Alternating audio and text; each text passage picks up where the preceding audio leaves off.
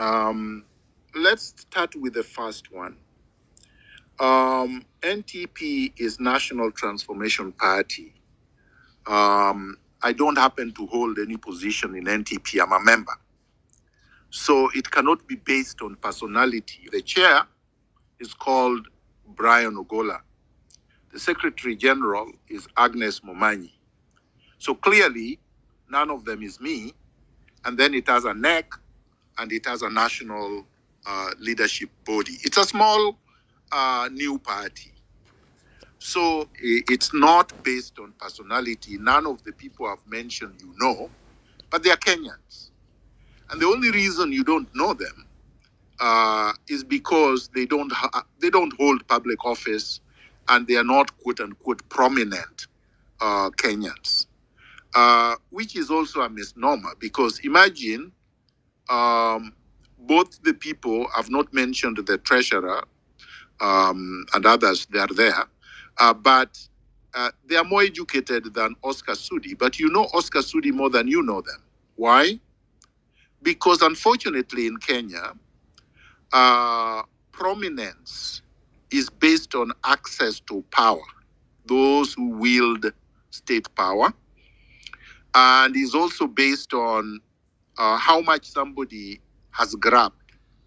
The more you have grabbed, the more you can pay bloggers, the more you can pay media personalities, reporters, editors, so that they dance to your tune.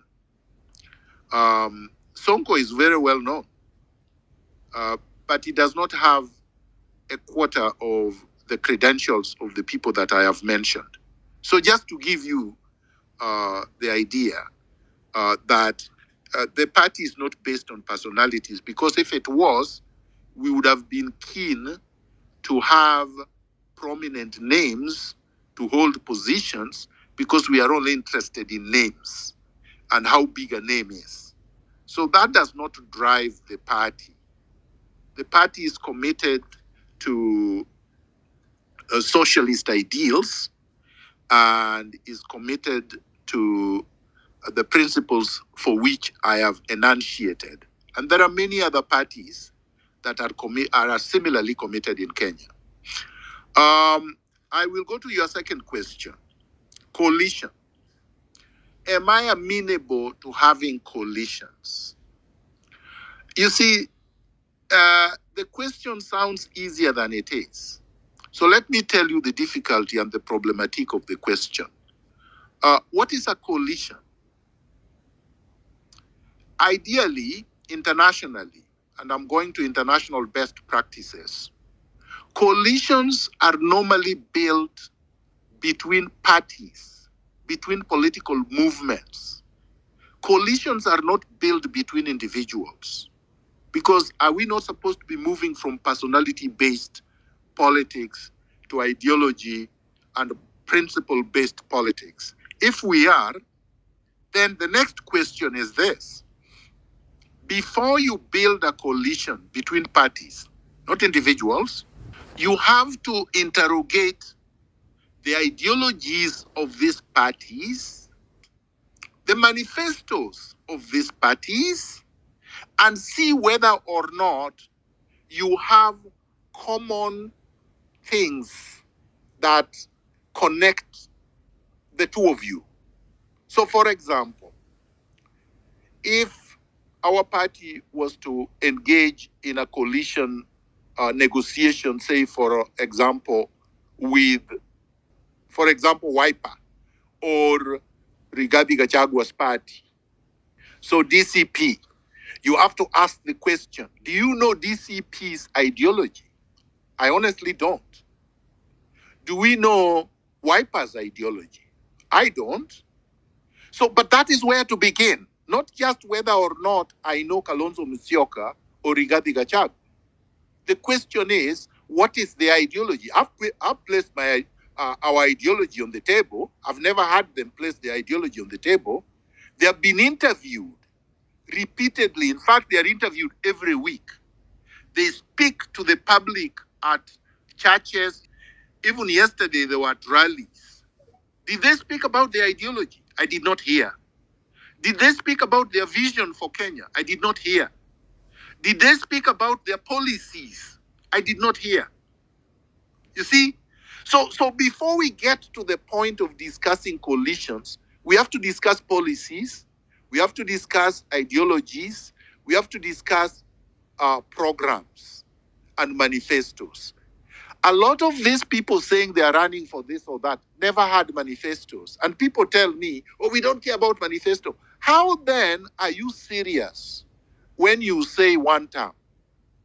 How then are you serious when you say Ruto must go?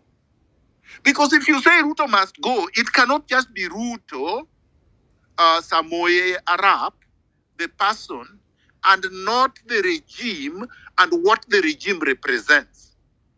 It has to be fundamentally what they represent. And if you don't tell me what distinguishes you from UDA and Ruto, then how can we discuss anything? So yes, coalition is a term that is used and sounds very delicious. But when you interrogate it, you find problems and minefields. And in fact, that is why these people always disagree. Because say, for example, Ruto and Uhuru Kenyatta went to two elections in 2013 and 2017 and assumed power. Why did they fall out? We would assume they had the same ideologies, but I don't think they even have an ideology. Both of them. Okay? They didn't have policies. They didn't have principles. They didn't have vision. That is the problem. Because all they did is that they wanted power. That is why they were able to work together. The same thing with Rigathi Gachagua and William Ruto. They disagree probably because the only thing they had agreed on was how they were going to share the spoils once they get into positions of power. I am going to be a billionaire. The other guy wants to be a billionaire. Then we are now fighting over the spoils because we are competing over how much we can eat from what we have we've been given, which belongs to the public. Then we will fall out. So the short answer is yes. The explanation is it has to depend on ideology. It has to depend on vision. It has to depend on policies and platforms and the manifesto. And I am way off there. I've not reached near those boundaries because I've already stated very clearly I do not know what these people's ideologies and vision and policies and platforms are. I hope I answered the question. Yeah, Daktari, just a quick question. When I look at your vision, I look at the Green Party too, has consistently, you consistently emphasized on constitutionalism, governance, institutional accountability. This is the Green Party also, values that appears to align with your own emphasis on full implementation of the Constitution. Given these common grounds, are you open to structured collaboration with parties like-minded like those ones? I would have no problem with that if that is the case, right? I think the only issue, and I've been talking to people at they are all my friends at the Green Party. The question they have not answered, and probably they will, is what is their ideology, and whether or not they believe the current neo-colonial state should be overhauled. Because I told them, for me, that is a red line. If we are not capable, if we do not see the need to overhaul this rotten neo-colonial state so that we start afresh, then there is no need to try, right?